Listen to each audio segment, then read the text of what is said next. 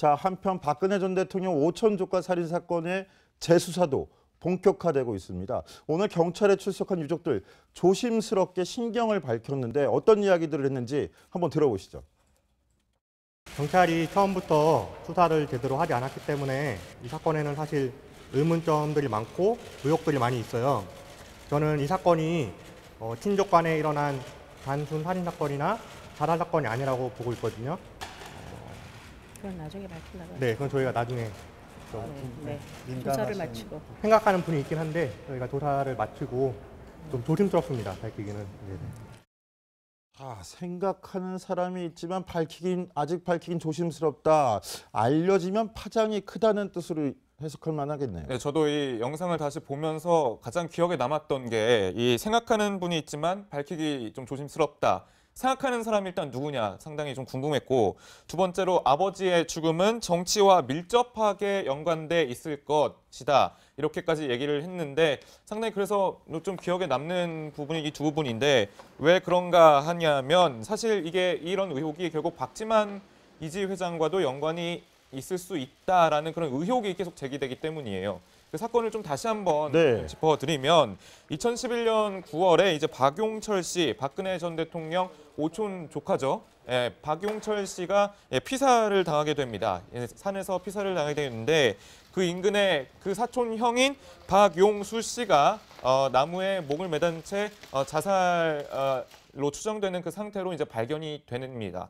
그렇기 때문에 이제 박용수 씨가 이제 박용철 씨를 살해하고 본인도 이제 스스로 목숨을 끊은 것으로 경찰은 결론을 내렸고요. 그래서 이제 공소권 없음 해가지고 이제 사건 수사를 종결하게 되는데, 하지만 지금 계속 이 박지만 씨 얘기가 나오는 이유가 이 박용철 씨가요, 그 유경재단 다툼에, 그 박근혜 전 대통령 형제 간의 다툼에 어떤 박지만 씨에게 불리한 증언을 했기 때문이다라는 그런 얘기가 나옵니다. 유경재단 강탈 사건 배후에 박근혜 전 대통령이랑 박지만 씨가 있었다라는 증언을 공개적으로 했고, 실제로 이 박용철 씨가 숨진 시점은 재판에 출석해서 이 증언을 하기 약 20여일 전이었다는 겁니다. 그러니까 이 박용철 씨, 박용수 씨 이 사망에 배후에 박지만 회장이 있는 것 아니냐라는 의혹이 꾸준하게 제기됐고, 그래서 이렇게 화제가 다시 됐던 거죠. 자, 박지원 변호사, 지금 경찰이 이 사건을 광역수사대에 배당을 하고 그렇죠. 본격적으로 재수사한다 이렇게 밝혔습니다. 네. 사건이 발생한 지 5년, 6년 뭐 이렇게 지난 사건인데 재수사 요건이 어떤 게 있는 그러니까 거죠? 재수사는 뭐가 있어가지고 아니면 뭐가 돼가지고 하는 게 아니고 계속 요청을 하는 상황이고 유가족들한테 요청을 받는 거고, 어느 정도의 재수사를 필요한 증거들이 일부는 확보된 걸로 보이면, 특히 녹취록 부분에서 용철이를 살인해야 죽여야 된다. 이런 녹취록이 그런 새로운 증거들이 있다고 주장을 하고 있습니다. 그렇기 때문에 경찰 입장에서는 새롭게 들여다볼 수밖에 없는 상황이고, 아마 새롭게 들여다본다 그러면 또 똑같은 결론이 나올 수도 있지만 또 다른 결론도 가능하지 않을까 이렇게 봅니다. 자, 얼마 전까지만 해도 그런데 이철성 경찰청장이 재수사 요건이 되지 않는다라고 밝혔던 걸로 기억하는데, 강병규 기자, 왜 재수사를 한다는지 경찰 얘기는 한번 들어봤나요? 네, 그래서 경찰 관계자에게 이 이야기를 좀 물어보니까 최근에 이제 최근 사회 문제로 새롭게 꾸준히 관심이 조금 쏠리고 있고, 현재 새로운 정황이 좀 더 발견될 가능성이 있기 때문에 경찰이 다시 이 사건을 들여다보게 됐다라고 설명을 했습니다. 자, 이 사건 수사 결과에 따라서는 정치권에도 상당히 파장을 미칠 가능성이 있기 때문에 정치 데스크도 계속 유심히 지켜보도록 하겠습니다. 생각하는 사람이 있지만 아직 밝히긴 조심스럽다. 알려지면 파장이 크다는 뜻으로 해석할 만하겠네요. 네, 저도 이 영상을 다시 보면서 가장 기억에 남았던 게 이 생각하는 분이 있지만 밝히기 좀 조심스럽다. 생각하는 사람이 일단 누구냐 상당히 좀 궁금했고, 두 번째로 아버지의 죽음은 정치와 밀접하게 연관돼 있을 것이다. 이렇게까지 얘기를 했는데 상당히 그래서 좀 기억에 남는 부분이 이 두 부분인데, 왜 그런가 하냐면 사실 이런 의혹이 결국 박지만 이지 회장과도 연관이 있을 수 있다라는 그런 의혹이 계속 제기되기 때문이에요.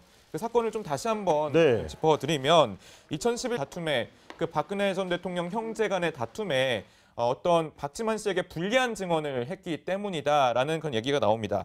유경재단 강탈 사건 배후에 박근혜 전 대통령이랑 박지만 씨가 있었다라는 증언을 공개적으로 했고, 실제로 이 박용철 씨가 숨진 시점은 재판에 출석해서 이 증언을 하기 약 20여일 전이었다는 겁니다. 그러니까 이 박용철 씨, 박용수 씨 이 사망에 배우의 박지만 회장이 있는 것 아니냐라는 의혹이 꾸준하게 제기됐고 그래서 이렇게 화제가 다시 됐던 거죠. 자, 박지원 변호사 네. 지금 경찰이 이 사건을 광역수사대에 배당을 하고 그렇죠. 자, 한편 박근혜 전 대통령 오천 조카 살인 사건의 재수사도 본격화되고 있습니다. 오늘 경찰에 출석한 유족들 조심스럽게 신경을 밝혔는데 어떤 이야기들을 했는지 한번 들어보시죠. 경찰이 처음부터 수사를 제대로 하지 않았기 때문에 이 사건에는 사실 의문점들이 많고 의혹들이 많이 있어요. 저는 이 사건이 친족 간에 일어난 단순 살인 사건이나 자살 사건이 아니라고 보고 있거든요. 그건 나중에 밝히려고. 네, 그건 저희가 나중에 좀 네. 조사를 마치고. 생각하는 분이 있긴 한데 저희가 조사를 마치고 좀 조심스럽습니다. 밝히기는. 네.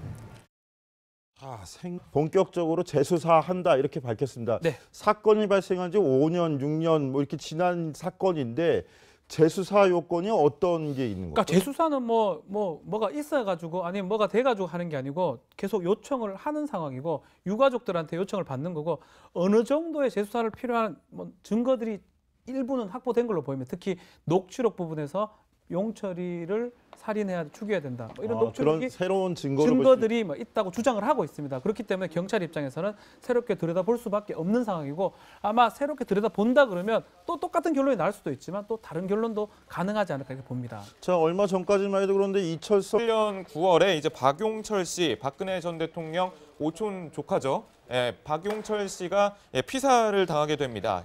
산에서 피살을 당하게 되는데 그 인근에 그 사촌 형인 박용수 씨가 나무에 목을 매단 채 자살로 추정되는 그 상태로 이제 발견이 됩니다.